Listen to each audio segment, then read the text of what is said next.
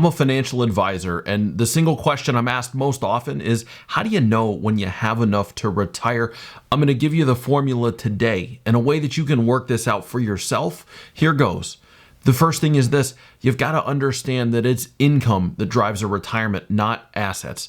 I always say that assets, the amount of money you've put away for retirement, is the raw fuel that powers your retirement.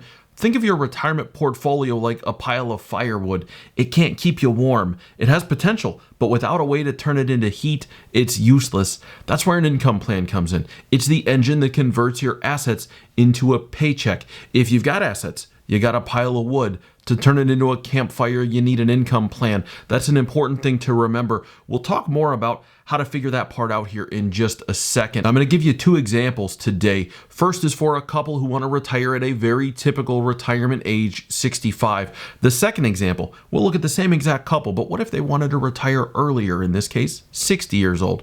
That comes with its own specific issues, which I'll cover when we get there. I'm also going to talk about a few things that you've got to watch out for when you're using this formula for yourself. So first up, our 65-year-old couple, some quick background.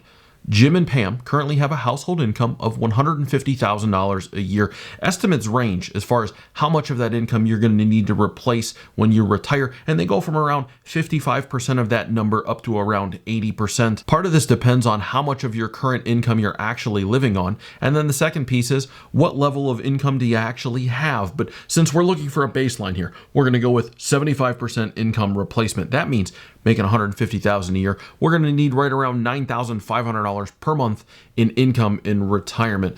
Assuming that the income is split pretty evenly here, based on current Social Security estimates, somebody making 75 grand a year would get around $1,700 a month at age 65 in Social Security. Since both Jim and Pam worked, there's a combined $3,400 a month in guaranteed income coming in.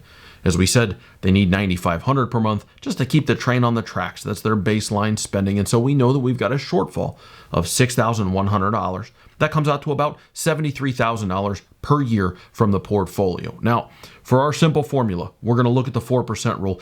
If you're not familiar yet, the 4% rule says that when you retire, you can take 4% from your retirement portfolio in year one, adjust that number up each year for inflation, and you should have enough money to last you for 30 years. Big disclaimer here. The 4% rule is not a retirement plan. It's just a back of the napkin estimate. In fact, nearly a third of the time, people following the 4% rule would die with more money than they started with. That means that they could have spent more, enjoyed more, lived more. So do not use this as a plan. Use it as a gut check if you're in the right ballpark, and then we'll build an actual strategy from there. So in this case, they need $73,000 per year. That means that they would need a portfolio value of right around $1.8 million, which comes out to pretty close to 12 times their ending salary. Fairly cut and dried here.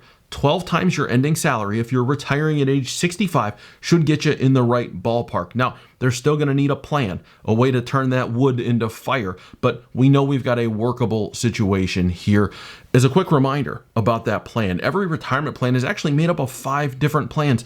An income plan. How do you turn the assets into a paycheck? An investment plan. How are you going to invest the money? A tax plan to maximize how much of your money you get to keep instead of shipping it off to your least favorite uncle. A healthcare plan and a legacy plan. What happens to the money after you go? We haven't actually created any of these in this case, but we've determined that if they want to retire right now, they're in the right ballpark. So 12 times your ending salary in retirement assets is the mark for someone looking to go at, let's say, 65.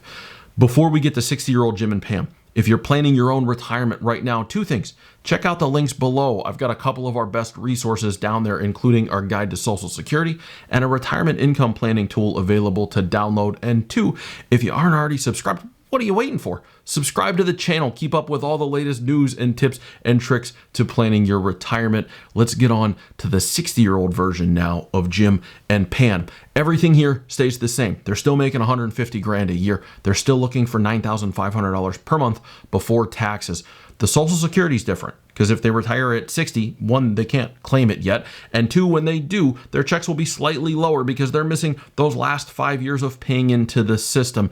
In this case, we'll say that they still decide to wait to 65 for Social Security. So we've got a monthly income shortfall of the full $9,500 for the first 5 years, And then it comes down to around $6,200 per month adjusted for inflation once Social Security kicks in. Let's take a quick look at an income calculator here to find some numbers.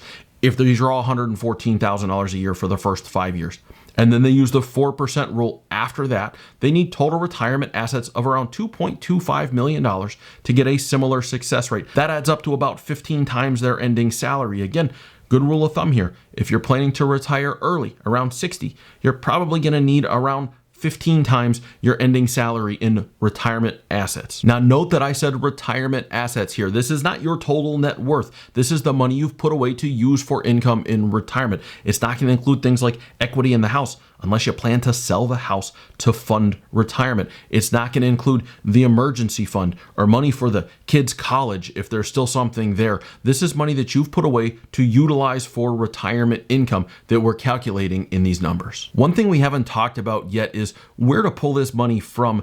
Taxes matter a lot.